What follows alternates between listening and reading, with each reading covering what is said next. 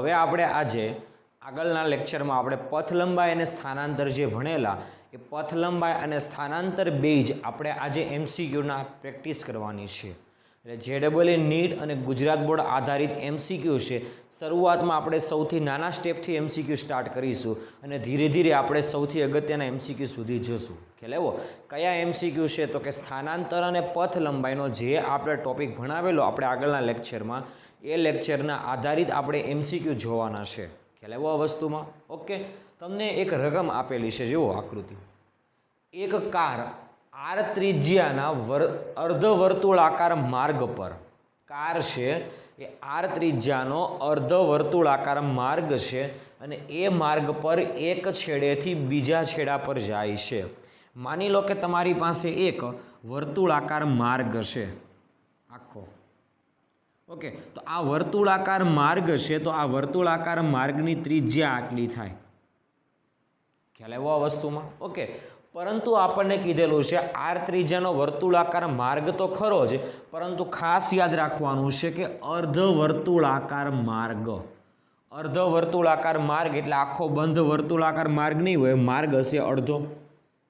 ખ્યાલ આવ્યો? એટલે આપણે અડધો માર્ગ દોરી દઈએ અને એ માર્ગ છે એ વર્તુળાકાર માર્ગ છે. ખાસ ધ્યાનમાં રાખવાનું છે પહેલાં આ કે અર્ધવર્તુળાકાર માર્ગ પર એક છેડેથી બીજા છેડે જાય છે. આપણે માની લઈએ કે આ અર્ધવર્તુળાકાર માર્ગનો એ છેડો અને આ અર્ધવર્તુળાકાર માર્ગનો બી છેડો. ખ્યાલ આવ્યો? તો એ છેડેથી બી છેડા ઉપર જાય છે. કોણ? તો કે એક કાર. ઓકે, તો આ કાર માટે આપણે શું મેળવવાનું છે? પથ લંબાઈ અને સ્થાનાંતરનો ગુણોત્તર મેળવવાનો છે. આપણને પ્રશ્ન એ પૂછેલો છે કે પથ લંબાઈ કેટલી અને સ્થાનાંતર કેટલું અને એ બંનેનો ગુણોત્તર કેટલો થાય તે. ખ્યાલ આવ્યો આ વસ્તુમાં? ઓકે, અર્ધવર્તુળાકાર માર્ગ છે તો ખાસ ધ્યાનમાં રાખવાનું છે એ માર્ગ ઉપર કાર જે છે એ એક છેડેથી બીજા છેડે જાય છે અને અર્ધવર્તુળાકાર માર્ગે જાય છે, આમ સીધો જતો નથી. કયા માર્ગે જાય છે? અર્ધવર્તુળાકાર માર્ગે જાય છે, એટલે આ માર્ગે જાય છે. ખાસ યાદ રાખવાનું છે આવું, કારણ કે એ છેડા ઉપરથી બી છેડા ઉપર જવું હોય તો બે માર્ગ લઈ શકે. એક તો આ વર્તુળાકાર માર્ગ લઈ શકે અને સીધો પણ માર્ગ લઈ શકે, પરંતુ એ વર્તુળાકાર માર્ગે જાય છે. કેમ? આપણને કીધેલું છે કે અર્ધવર્તુળાકાર માર્ગ પર જાય છે. ખ્યાલ આવ્યો આ વસ્તુમાં? ઓકે, તો અર્ધવર્તુળાકાર માર્ગ પર જાય છે તો આપણે એની પથ લંબાઈ મેળવવાની છે. ઓકે, પથ લંબાઈ એટલે આપણે કીધેલું કે પદાર્થે કાપેલું અંતર. પથ લંબાઈ એટલે આપણે વાત કરેલી કે પદાર્થે કાપેલું અંતર. ઓકે, તો અહીંયા આગળ પદાર્થે કેટલું અંતર કાપેલું છે ધ્યાનથી જોજો. પદાર્થ કયા માર્ગ ઉપર ગતિ કરે છે? વર્તુળાકાર માર્ગ પર ગતિ કરે છે.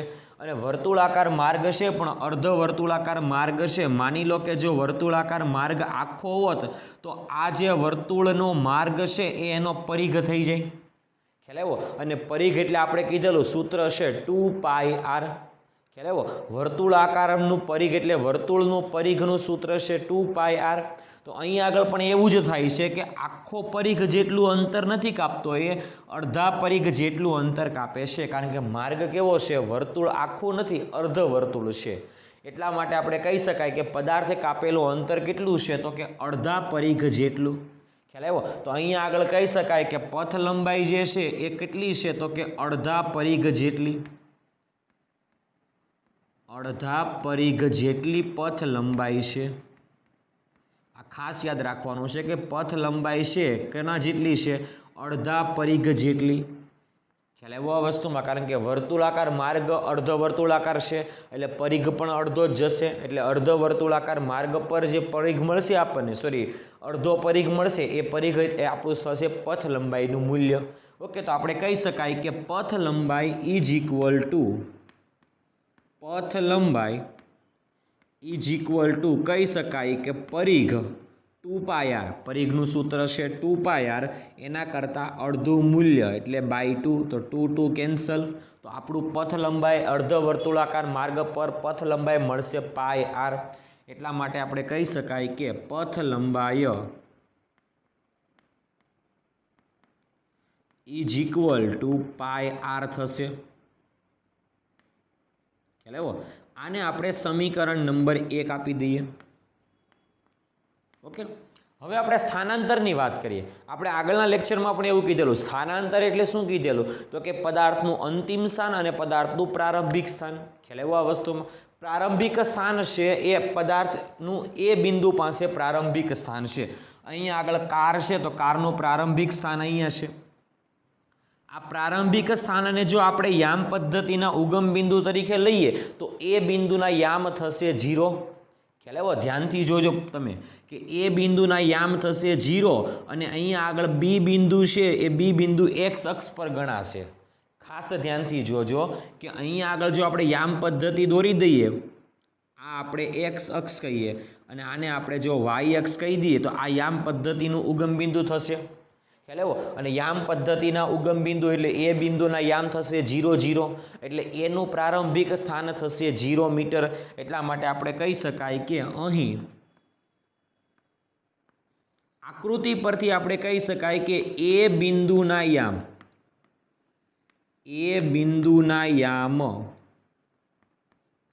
0 મીટર છે. ખ્યાલ આવ્યો આ વસ્તુમાં? એ બિંદુના યામ છે એ 0 મીટર થશે એટલે પ્રારંભિક સ્થાન છે એ 0 મીટર થશે. આ જે સ્થાનને કહીએ તો આ સ્થાનને આપણે એવું પણ કહી શકાય પ્રારંભિક સ્થાન. તો આને આપણે કહી શકાય પ્રારંભિક સ્થાન. ખ્યાલ આવ્યો આ વસ્તુમાં? ઓકે, બી બિંદુ છે એ બી બિંદુ અહીંયા છે અને અહીંયા બી બિંદુ માત્ર ને માત્ર એક્સ યામ જ દર્શાવે છે.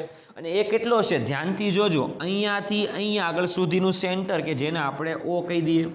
તો ધ્યાનથી જોજો, એ થી ઓ સુધીનું અંતર પણ આર થાય, કારણ કે ત્રિજ્યા એટલે ઓ થી બી અને ઓ થી એ, એટલે એ થી ઓ સુધીનું અંતર આર, ઓ થી બી સુધીનું અંતર આર, એટલે ટોટલ અહીંયાથી અહીંયા સુધીનું અંતર થશે ટોટલ આપણે કહી શકાય તે પ્રમાણે 2r જેટલું થશે. ખ્યાલ આવ્યો? એટલા માટે આપણે કહી શકાય કે બી બિંદુના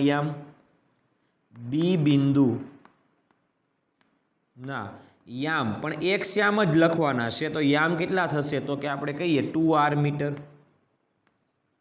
આ થશે આપણું અંતિમ સ્થાન થશે. આ આપણું થશે અંતિમ સ્થાન. ખ્યાલ આવ્યો? તો અંતિમ સ્થાન 2r જેટલા અંતરે છે, પ્રારંભિક સ્થાન 0 જેટલા અંતરે છે. તો આપણે કહી શકાય કે સ્થાનાંતર જે છે એ અંતિમ માઇનસ પ્રારંભિક કરવું પડશે. એટલા માટે આપણે સૂત્ર લખી દઈએ, સ્થાનાંતર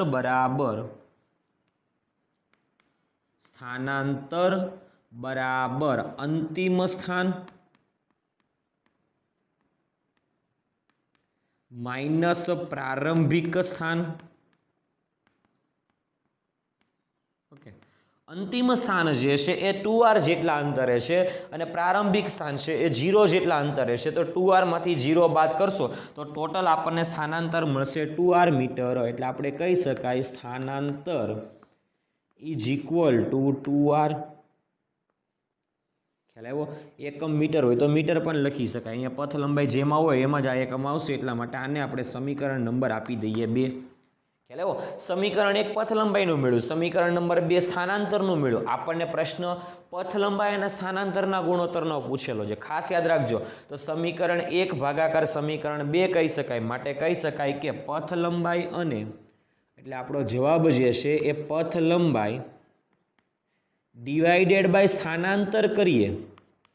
પથ લંબાઈ ડિવાઇડેડ બાય જો આપણે સ્થાનાંતર કરીએ તો આપણો જવાબ મળશે પથ લંબાઈમાં આવશે πr અને સ્થાનાંતરમાં આવશે 2r. તો r કેન્સલ થશે. માટે પથ લંબાઈ અને સ્થાનાંતરનો જે ગુણોત્તર છે એ ગુણોત્તરનું મૂલ્ય આપણને મળશે પથ લંબાઈ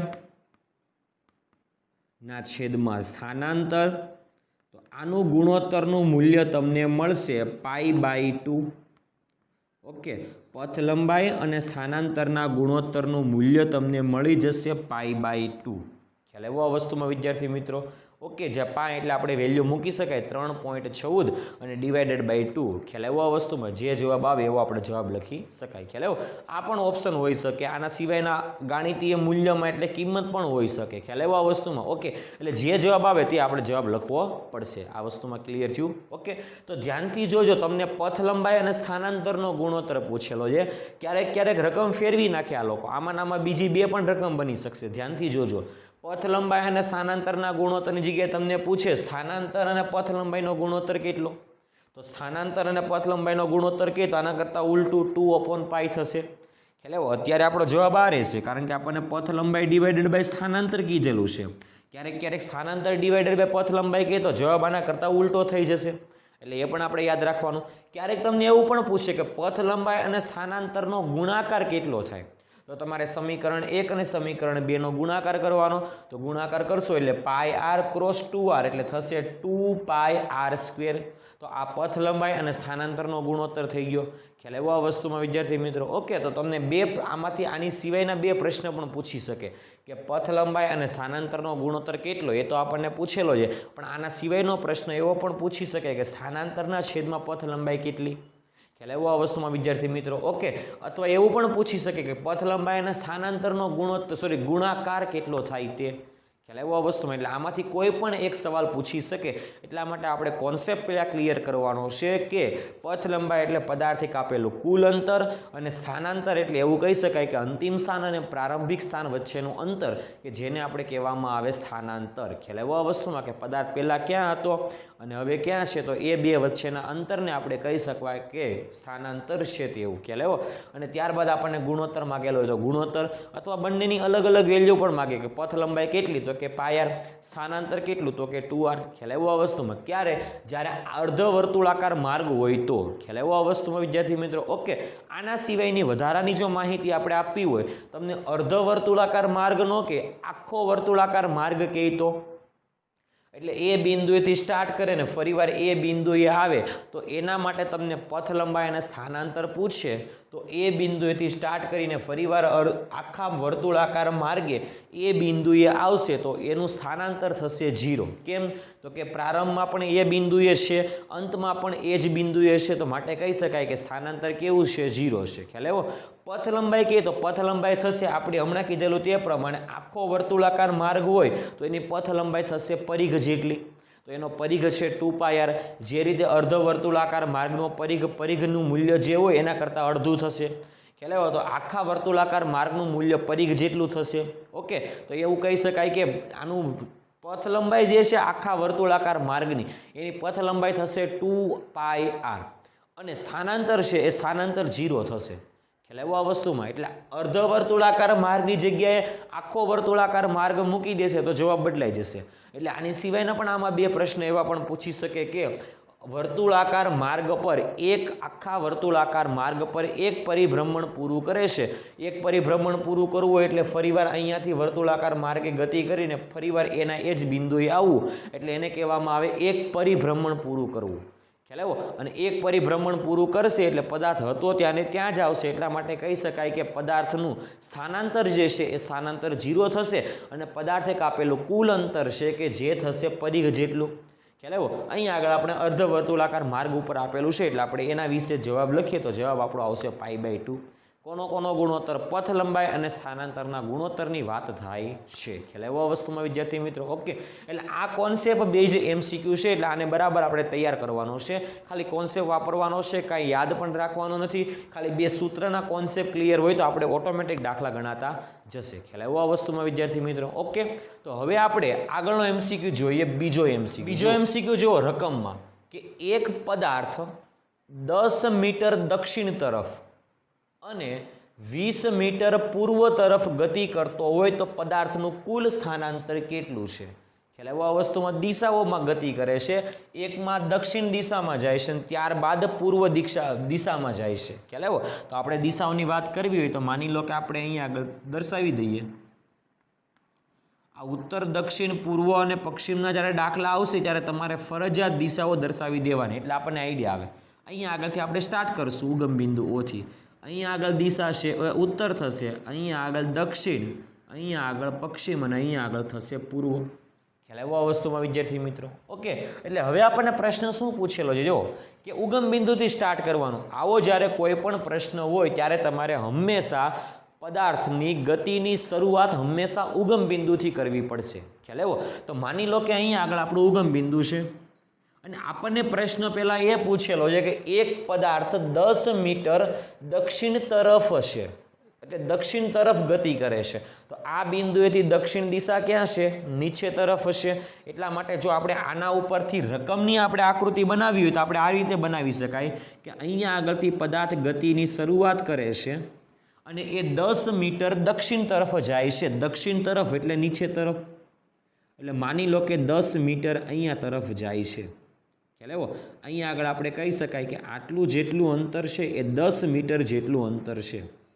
ખ્યાલ આવ્યો? આ માર્ગે ગયો. હવે ધ્યાન આપજો, આ એક પરિમાણમાં જ ગતિ થઈ છે. જો ધ્યાનથી ખ્યાલ આવ્યો? કારણ કે સમય સાથે પદાર્થનું માત્ર ને માત્ર એક જ આમ બદલાય છે. ઓકે, ચાલો હવે અહીંયા આગળ આ બિંદુને આપણે એ બિંદુ કહી દઈએ.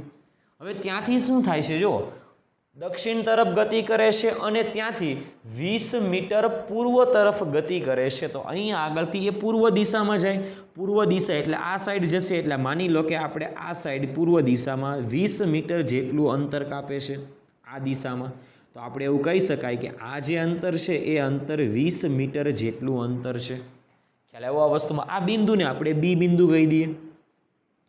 ઓકે, તો આપણે કહી શકાય કે 20 મીટર પૂર્વ તરફ અંતર કાપ્યું તો ગતિ કરતો હોય તો પદાર્થનું કુલ સ્થાનાંતર કેટલું છે એ આપણને મેળવવાનું કીધેલું છે.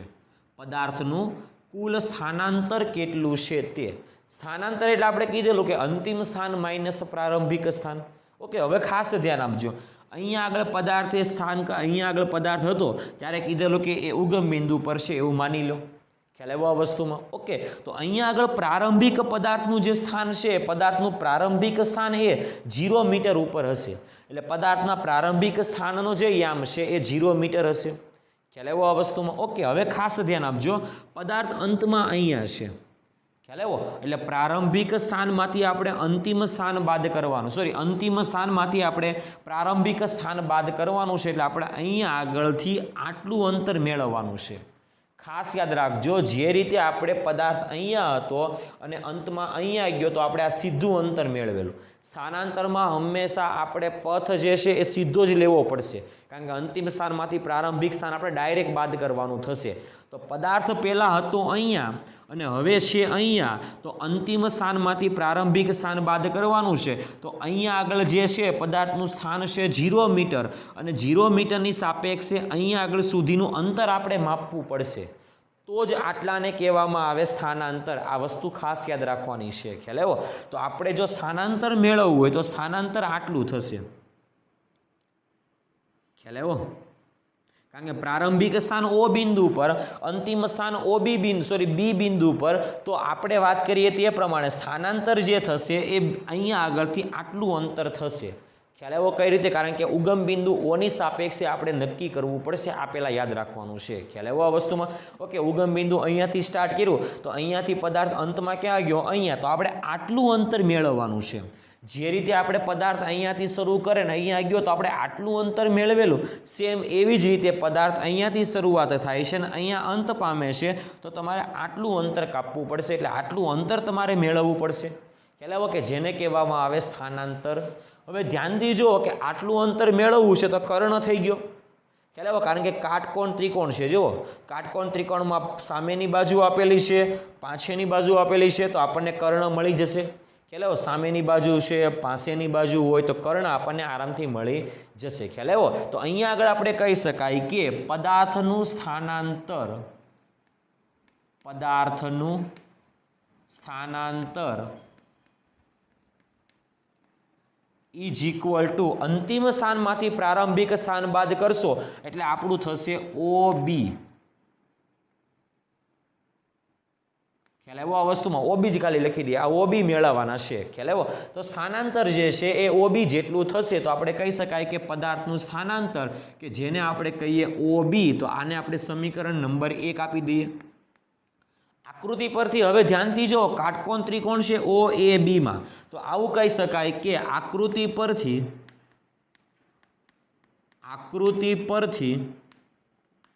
કાટકોણ ત્રિકોણ OAB માં આપણે એવું કહી શકાય કે સામેની બાજુ છે એ OA² છે, પ્લસ પાસેની બાજુ છે એ AB² છે, ઇઝ ઇક્વલ ટુ કર્ણ છે એ OB² થશે. ખ્યાલ આવ્યો આ વસ્તુમાં? OA એટલે આપણને અંતર આપેલું છે 10, તો 10નો સ્ક્વેર થશે 100 પ્લસ AB 20, 20નો સ્ક્વેર થશે 400 ઇઝ ઇક્વલ ટુ થશે OB². તો OB² ને તમે સૂત્રનો કરતા બનાવશો એટલે આનો સરવાળો કરશો એટલે આનો સરવાળો થશે 500 મીટર. ખ્યાલ આવ્યો? આનું વર્ગમૂળ કરશો એટલે OB બરાબર કહી શકાય કે √500 મીટર જેટલું સ્થાનાંતર થાય છે. આનું વર્ગમૂળ આધારિત તમને જે કિંમત મળશે નિયરલી ઇક્વલ ટુ 23 મળશે એ આપણો જવાબ થશે. ખ્યાલ આવ્યો આ વસ્તુમાં વિદ્યાર્થી મિત્રો? ઓકે, તો આવા દાખલામાં જ્યારે આપણને પદાર્થનું સ્થાનાંતર પૂછે ત્યારે આપણે કહી શકાય કે પદાર્થનું જે સ્થાનાંતર છે એ આટલું સ્થાનાંતર થાય છે કે અંતિમ સ્થાનથી પ્રારંભિક સ્થાનને જોડતી રેખા જેટલું સ્થાનાંતર થશે. આ કોન્સેપ્ટ પણ તમારે યાદ રાખવાનો થશે આ દાખલામાં. ખ્યાલ આવ્યો આ વસ્તુમાં? ઓકે, આ સ્થાનાંતરની વાત થઈ.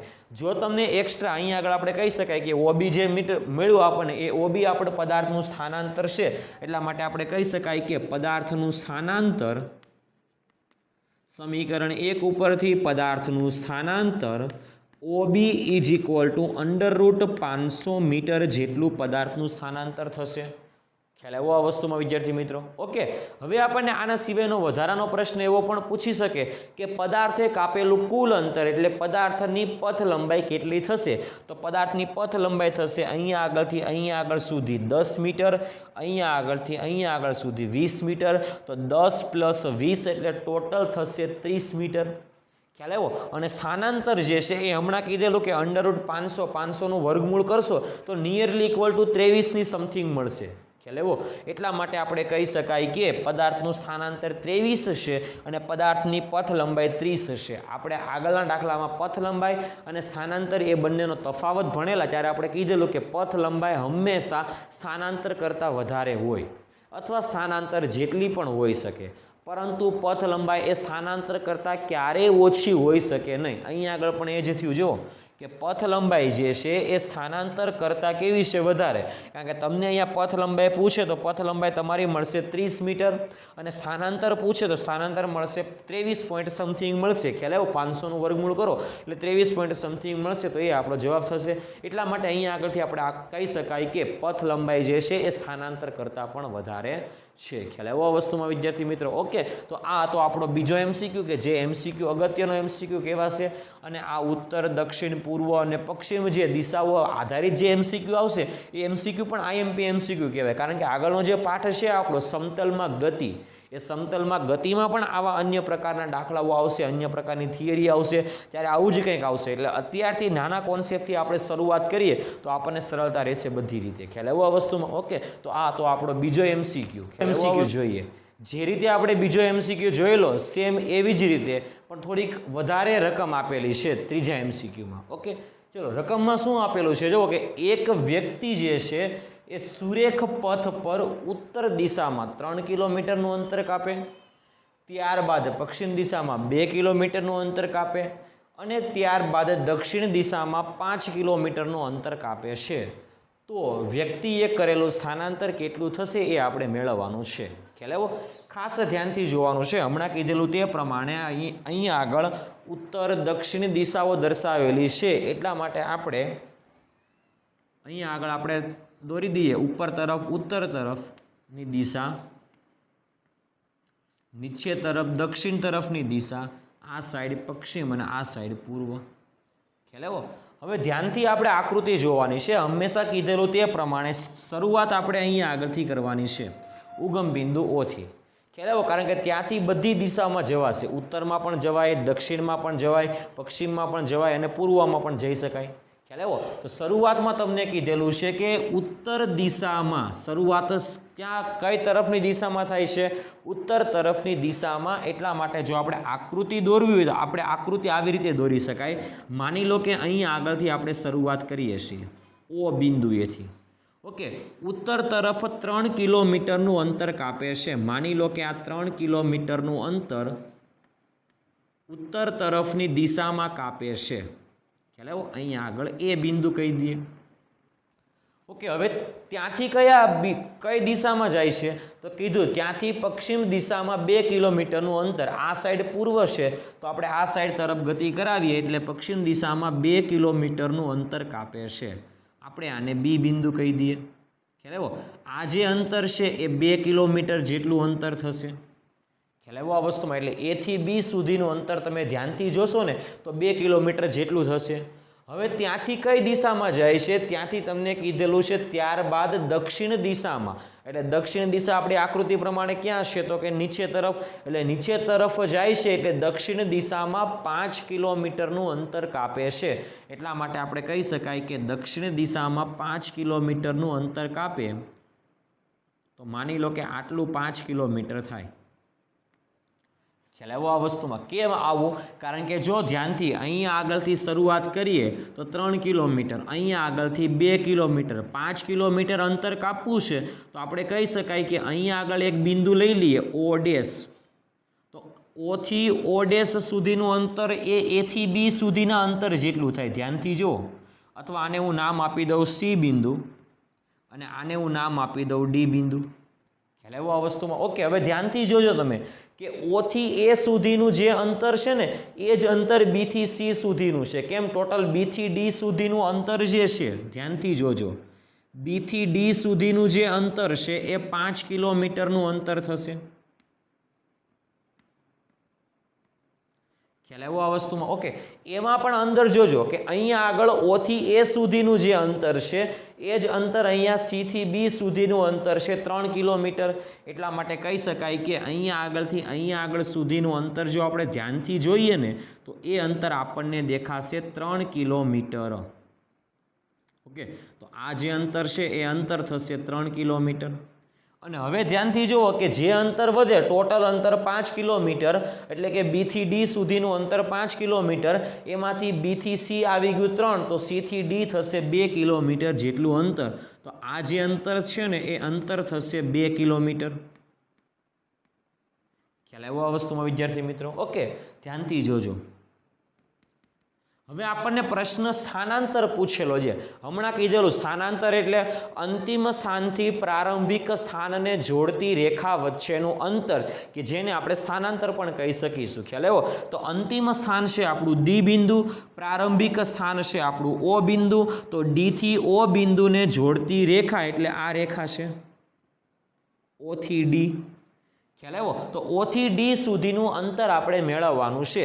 તો આપણા અહીંયા આગળ થિયરી પ્રમાણે સ્થાનાંતર જે છે એ સ્થાનાંતર થશે, અહીંયા આગળ આપણે કહી શકાય કે સ્થાનાંતર is equal to O D જેટલું સ્થાનાંતર થશે. આને આપણે સમીકરણ નંબર 1 આપી દઈએ. ખ્યાલ આવ્યો? હવે ધ્યાનથી જોજો, અહીંયા આગળ 2 કિલોમીટરનું અંતર છે સી થી ડી.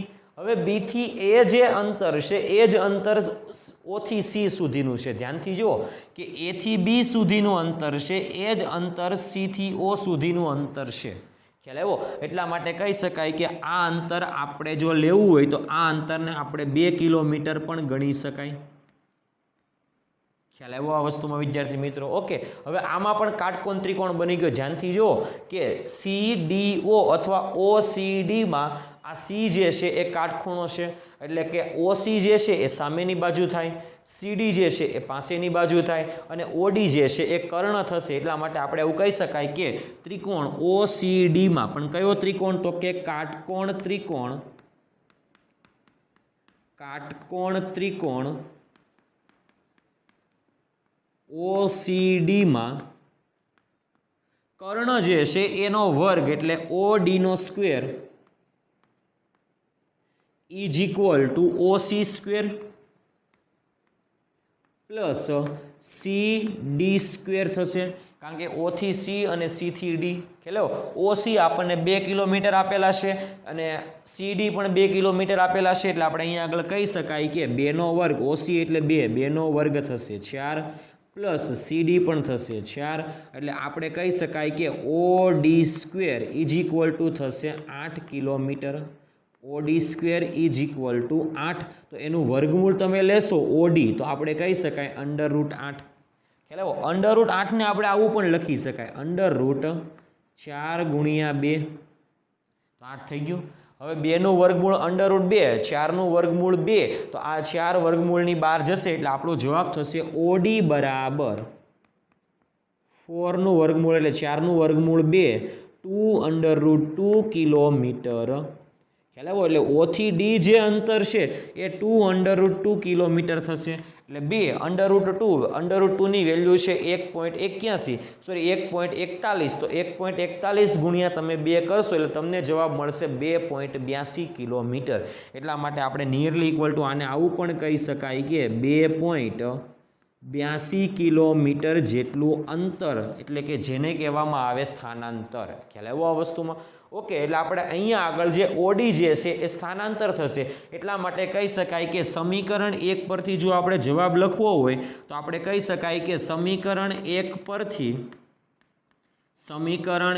પરથી વ્યક્તિ જે છે એ વ્યક્તિનું સ્થાનાંતર, એટલે વ્યક્તિનું સ્થાનાંતર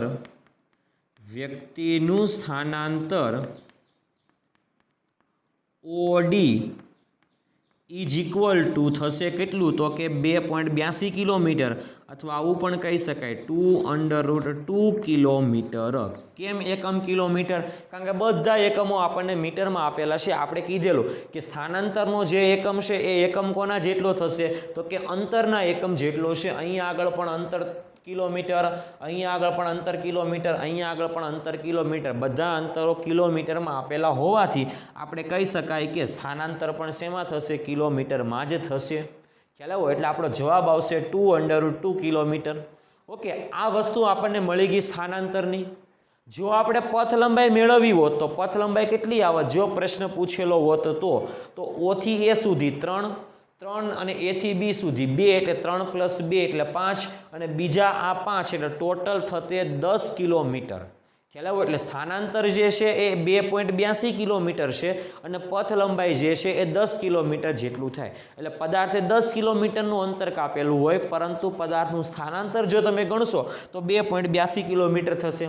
તો આમાં પણ નિયમ બરાબર જ છે કે સ્થાનાંતર જે છે એ પથ લંબાઈ કરતાં ઓછું મળે છે, કારણ કે પથ લંબાઈ 10 કિલોમીટર મળે અને સ્થાનાંતર મળે છે 2.82 કિલોમીટર, કે જેને કહેવામાં આવે 2 √2 કિલોમીટર જેટલી મળે છે. ખ્યાલ આવ્યો આ વસ્તુમાં? ઓકે, તમને અહીંયા આગળ સ્થાનાંતરનું મૂલ્ય ખાલી પૂછેલું હોવાથી આપણો જવાબ લખી શકાય 2 √2 કિલોમીટર જેટલો સ્થાનાંતર થશે આપણું. ખ્યાલ આવ્યો આ વસ્તુમાં? ઓકે, તો આવા પણ દાખલા પૂછી શકાય. શરૂઆતમાં આપણને ખાલી 2 જ દિશા આપેલી, અહીંયા આગળ તમને જો ધ્યાનથી 3 દિશામાં અંતર કાપે છે. એટલે શરૂઆતમાં આપણે ધીમે ધીમે આગળના સ્ટેપમાં જઈએ છીએ. ખ્યાલ આવ્યો દાખલામાં? ઓકે, એટલે આ હતો આપણો ત્રીજો દાખલો કે સ્થાનાંતર કેટલું થાય તેના વિશેની વાત હતી. ખ્યાલ આવ્યો આ વસ્તુમાં? ઓકે, હવે આપણે આગળનો દાખલો જોઈએ. જો સૌથી IMP દાખલો કહી શકાય. આવા દાખલા પણ આપણે NCERTમાં, JEE નીટમાં ઘણા બધા દાખલાઓ આવશે, એટલે આપણે આ દાખલાઓની પણ પ્રેક્ટિસ કરવી જરૂરી છે. એટલે ધ્યાનથી જુઓ. આકૃતિમાં દર્શાવેલા AB ચાપ AB ની લંબાઈ કેટલી છે તે મેળવવાનું છે. ઓકે, તો આપણે એટલું યાદ રાખવાનું કે આપણી પાસે વર્તુળની ચાપનું સૂત્ર આપણે આગળના પાઠમાં હતું કે આપણે સૂત્ર ટૂંકમાં લખાવેલું કે ચાપ બરાબર ત્રિખું. આપણે આવું એક શોર્ટકટ કી આપેલી. ઓકે, તો આપણે કહી શકાય કે વર્તુળની જે ચાપ છે એ વર્તુળની ચાપ, વર્તુળની ત્રિજ્યા અને ચાપે કેન્દ્ર સાથે આંતરેલા ખૂણાના ગુણાકાર જેટલું હોય છે. એટલા માટે આપણે યાદ રાખવાનું છે કે ચાપ બરાબર ત્રિજ્યા ગુણ્યા ખૂણો. ખ્યાલ આવ્યો આ વસ્તુમાં?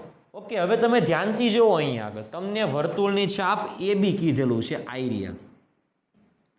ખ્યાલ આવ્યો? તો આ વર્તુળની જે ચાપ છે એ વર્તુળની ચાપે કેન્દ્ર સાથે આંતરેલો ખૂણો ધ્યાનથી જુઓ, તમને થીટા આપેલો છે.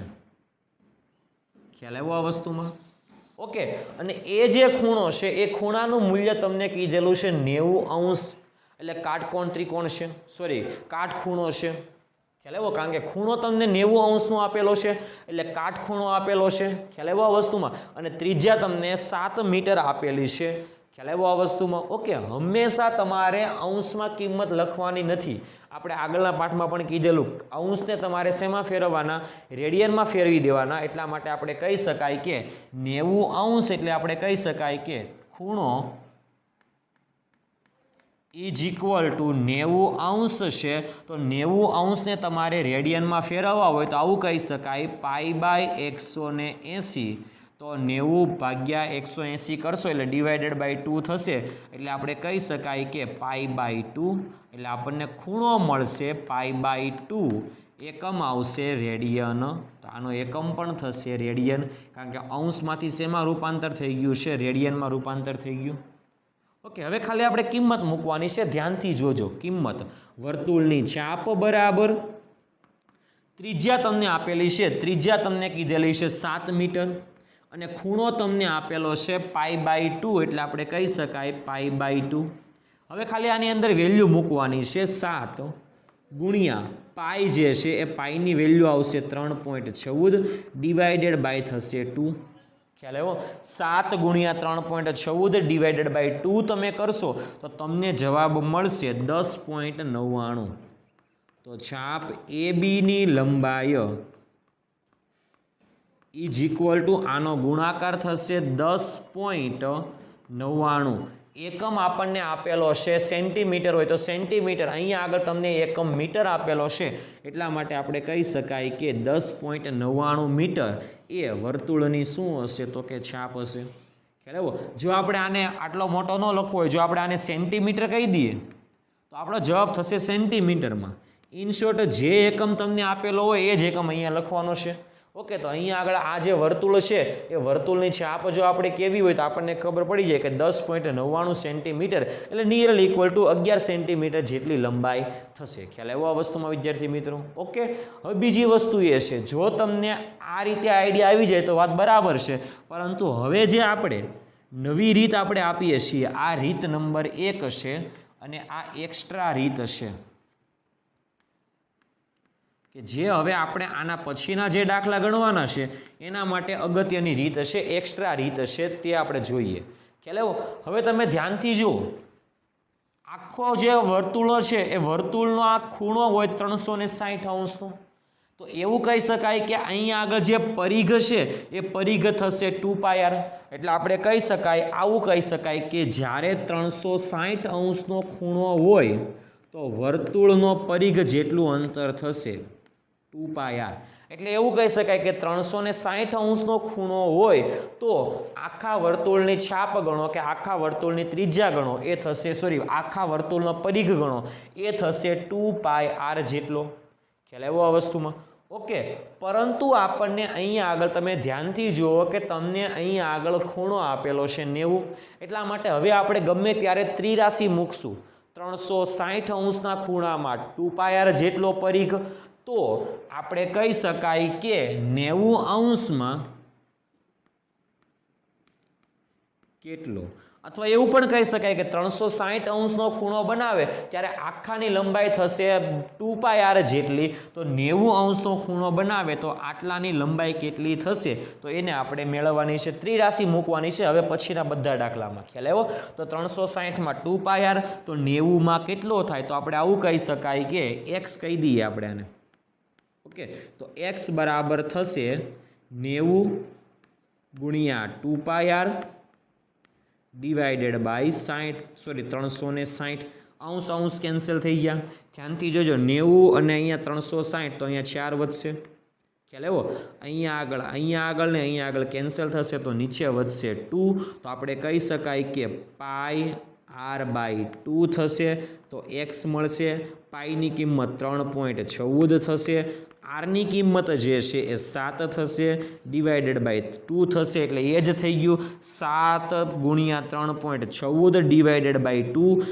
એટલા માટે કહી શકાય કે x બરાબર આપણને મળશે 10.99 સેન્ટીમીટર નિયરલી ઇક્વલ ટુ આપણે કહી શકાય 11 સેન્ટીમીટર છે ખ્યાલ આવ્યો આ વસ્તુમાં વિદ્યાર્થી મિત્રો ઓકે તો આ એક્સ્ટ્રા બીજી રીત હશે આ રીતને પણ આપણે ધ્યાનથી જોવાની છે ખ્યાલ આવ્યો આ વસ્તુમાં વિદ્યાર્થી મિત્રો ઓકે અથવા ત્રીજી રીત એક્સ્ટ્રા આવી રીતે પણ કહી શકાય કે શોર્ટકટ રીત છે ધ્યાનથી જોજો અહીંયા આગળ ખૂણો કેટલો છે 90 અંશનો 360 અને 90માં ડિફરન્સ કેટલાનો છે 360 એ 90 કરતાં કેટલા ગણો થશે તો કે 4 ગણો તો જો 360નો ખૂણો હોય તો પરિઘ થશે આખો, પરંતુ 90° ખૂણો હોય તો અહીંયા આગળ જે ભાગ છે એ ભાગ 360° ખૂણામાં જે ભાગ હોય એના કરતાં ચોથા ભાગનો હોય, કારણ કે આપણે આના 4 ભાગ કરીએ તો આપણને ખૂણો 360 મળશે, અથવા 360ના 4 ભાગ કરો તો એક ખૂણો થશે 90°નો. ખ્યાલ આવ્યો? એટલે અહીંયા આગળ આપણે કહી શકાય કે આ જે લંબાઈ છે ને એ પરિઘના ચોથા ભાગની થશે.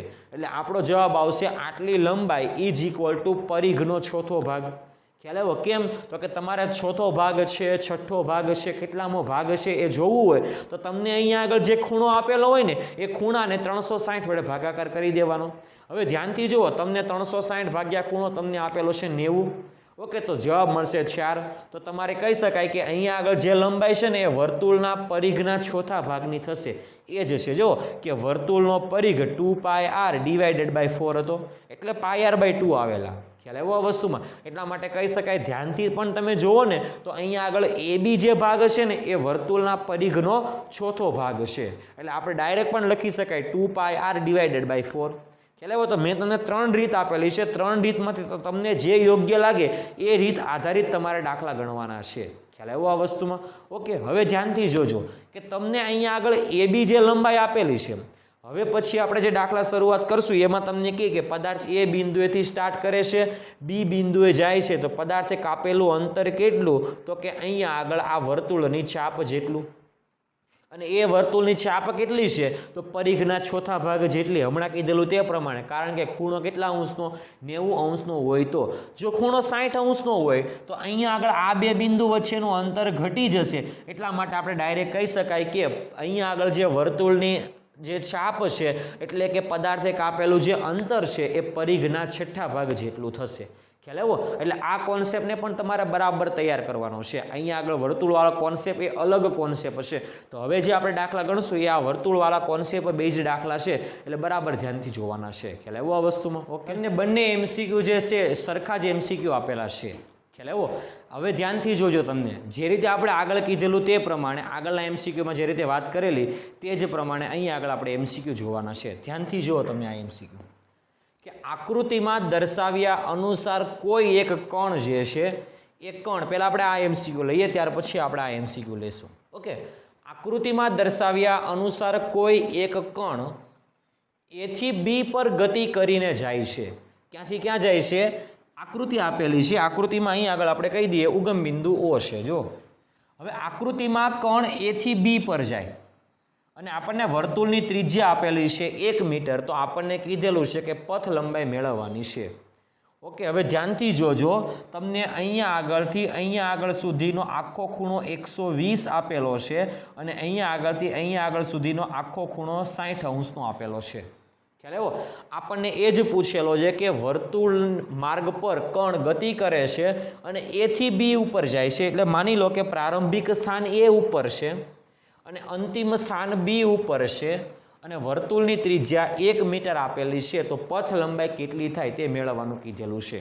ઓકે, પથ લંબાઈ એટલે જે માર્ગ ઉપર ગતિ કરીએ, આપણે આ માર્ગ ઉપર ગતિ કરીએ છીએ, એટલે આ માર્ગ ઉપર ગતિ કરીએ એટલે પથ લંબાઈ જે છે એ વર્તુળ AB, એટલે કે અહીંયા આગળ આખું વર્તુળ છે એ વર્તુળની ચાપ AB જેટલી થશે. ઓકે, એટલા માટે આપણે કહી શકાય કે અહીં પથ લંબાઈ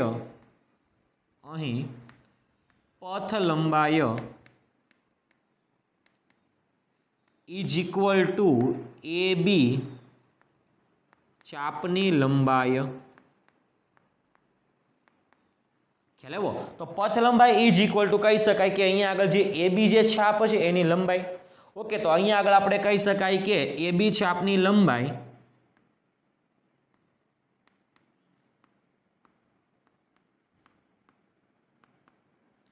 ઇઝ ઇક્વલ ટુ આપણે આ સૂત્ર ઉપરથી પણ મૂકી શકીએ, ચાપ બરાબર ત્રિજ્યા ગુણ્યા ખૂણો. ત્રિજ્યા આપણે વાત કરીએ 1 મીટર છે અને ખૂણો 60° છે, એટલા માટે આપણે આવું કહી શકાય. ત્રિજ્યા આપણને આપેલી છે 1 અને ખૂણો આપણે કહી શકાય 60° છે, એટલે 60 ગુણ્યા અંશ એટલે π/180. ખ્યાલ આવ્યો આ વસ્તુમાં વિદ્યાર્થી મિત્રો? ઓકે, એટલે આપણો જવાબ આવશે π/3 મીટર આ થશે એ બી ચાપની લંબાઈ ઇઝ ઇક્વલ ટુ આપણે કહી શકાય કે આપણી પથ લંબાઈ ખ્યાલ આવ્યો આ વસ્તુમાં વર્તુળાકાર માર્ગ છે એ વર્તુળાકાર માર્ગ એ થી બી ઉપર જઈએ છીએ તો એ થી બી ઉપર જતા વર્તુળાકાર માર્ગ છે એ માર્ગની પથ લંબાઈ એ આપણને મળશે π/3 મીટર જેટલી ખ્યાલ આવ્યો અથવા આપણે આ રીતથી ન ગણવું તો આપણે એક્સ્ટ્રા રીત પણ છે આપણી પાસે આપણે કીધેલું તે પ્રમાણે એક્સ્ટ્રા રીતમાં આપણે વાત કરેલી કે અહીંયા આગળ જે ચાપ છે એ ચાપે કેન્દ્ર સાથે 60 અંશનો ખૂણો બનાવેલો છે એટલે કે કહી શકાય કે 360 અને 60 કરશો તો 360 ભાગ્યા 60 કરશો એટલે કેટલો જવાબ આવશે તો કે આપણે કહી શકાય છઠ્ઠા ભાગનો ખ્યાલ આવ્યો તો આપણે કહી શકાય કે આ વર્તુળની ચાપ છે એ પરિઘ કરતા છઠ્ઠા ભાગની થશે એટલા માટે કહી શકાય કે એ બી ચાપની લંબાઈ ઇઝ ઇક્વલ ટુ પરિઘ છે 2πr એના કરતાં છઠ્ઠા ભાગની થશે એટલે આપણો જવાબ આવશે πr/3 ઓકે પાઈની વેલ્યુ આપણે પાઈ રહેવા દઈએ આરની વેલ્યુ 1 છે અને 3 બેઠા 3 તો આપણો આ જવાબ આવશે કે પથ લંબાઈ આપણે આના ઉપરથી પણ મળવી શકાય એક્સ્ટ્રા જે આપણે શોર્ટકટ આપેલી તે પ્રમાણે કે π/3 મીટર જેટલી આપણને પથ લંબાઈ પણ મળી શકશે ખ્યાલ આવ્યો આ વસ્તુમાં એટલે આમાં પણ કંઈ અઘરું છે નહીં ખ્યાલ આવ્યો આ રીત પણ કરી શકાય એક્સ્ટ્રા રીત પણ કરી શકાય બંનેમાંથી કોઈ એક રીત કરીને આપણે દાખલો આરામથી ગણી શકાશે ખ્યાલ આવ્યો એટલે આ દાખલો પણ એકદમ સહેલો દાખલો છે કઈ રીતે કહી શકાય ખ્યાલ આવ્યો આ દાખલો હતો આપણો 5 નંબરનો દાખલો કે જે આપણે આગળ જે દાખલા એક્સ્ટ્રા દાખલામાં જે રીતે આપણે સૂત્ર ઉપયોગ કરવાનો કીધેલો એ સૂત્ર બેઝ દાખલો છે એટલે આ દાખલો પણ આઈએમપી દાખલો કહી શકાય ઓકે હવે આપણે 6 નંબરનો દાખલો જોઈએ ધ્યાનથી જોજો ઓકે આગળનો દાખલો છે સૌથી અગત્યનો દાખલો છે અને ઇમ્પોર્ટન્ટ કહી શકાય તેવો દાખલો છે ઓકે કંઈક અલગ કોન્સેપ્ટ છે આપણે કે આકૃતિમાં દર્શાવ્યા અનુસાર એક કીડી 1 મીટર ત્રિજ્યાના એટલે કે વર્તુળાકાર માર્ગ પર પી બિંદુથી ક્યુ બિંદુ પર જાય છે ઓકે કીડી છે અને 1 મીટર વર્તુળાકાર માર્ગ છે એ માર્ગ પર એક બિંદુ પી છે અને એ પી થી ક્યુ ઉપર જાય છે એટલે આ દિશામાં જાય છે ખ્યાલ આવ્યો ધ્યાનથી જોજો કે એ કીડી પી થી ક્યુ ઉપર જાય છે આ દિશામાં ઓકે આ માટે કીડીએ કરેલું સ્થાનાંતર અને પથ લંબાઈ બંને વસ્તુ મેળવવાની છે કીડીએ કેટલું સ્થાનાંતર કરે એટલે અંતિમ સ્થાન માઇનસ પ્રારંભિક સ્થાન અને કીડીએ કેટલી પથ લંબાઈ એટલે કીડીએ કરેલું કુલ અંતર અથવા કીડીએ કાપેલું કુલ અંતર કે જેને કહેવાય પથ લંબાઈ ઓકે પથ લંબાઈ થશે આપણી PQ હવે ધ્યાનથી જોજો તમને અહીંયા આગળ રકમમાં 60 અંશનો ખૂણો આપેલો છે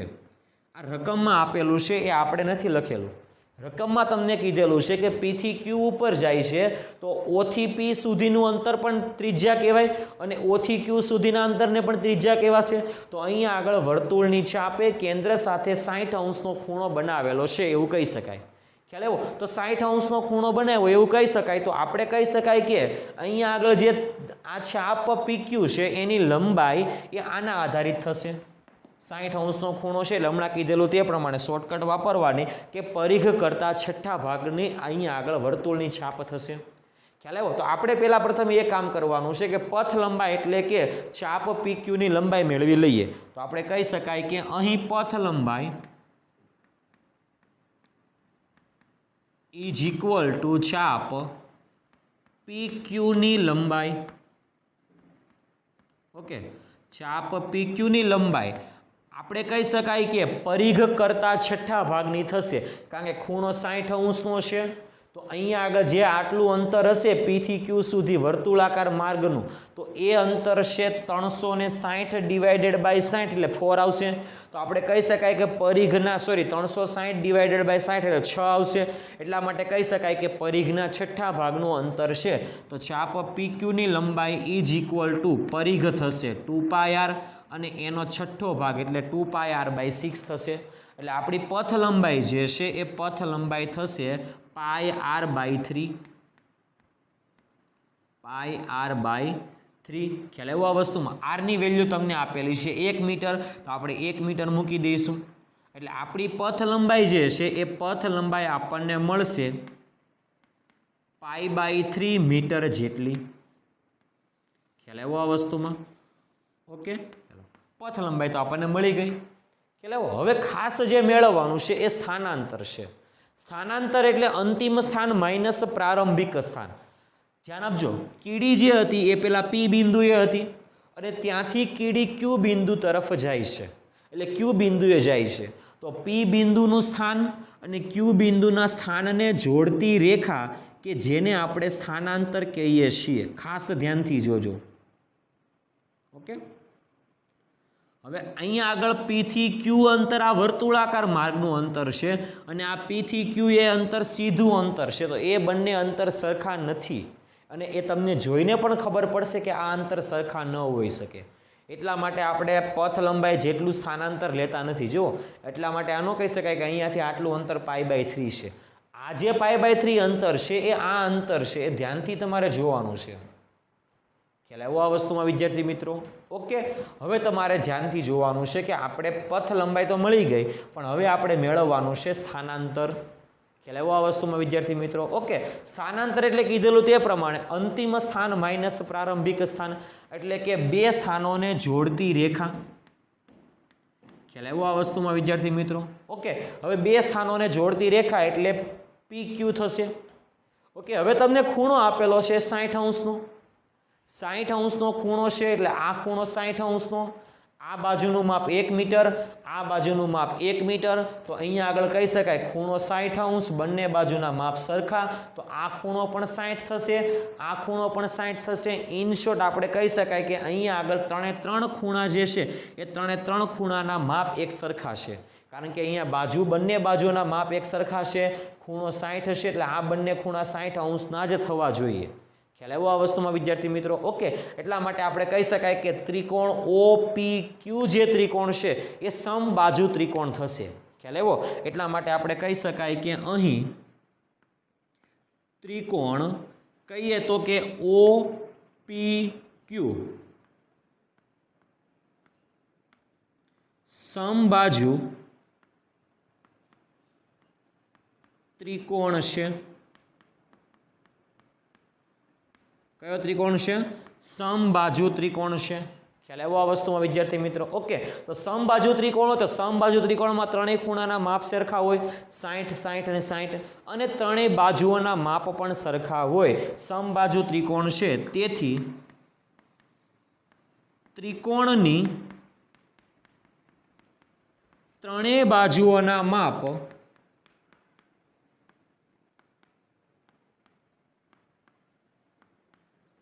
એક સમાન થશે. ખાસ યાદ રાખજો, ત્રણેય બાજુના માપ એક સમાન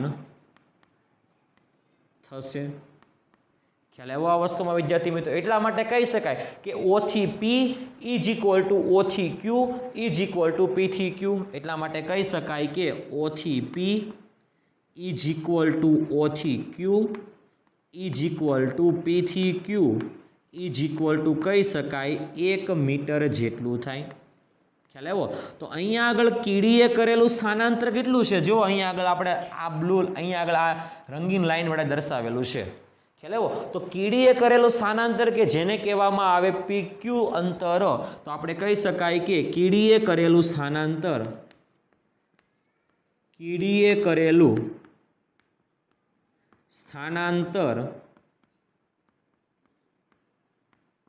PQ જેટલું થશે, સીધું અંતર છે, = થશે 1 મીટર.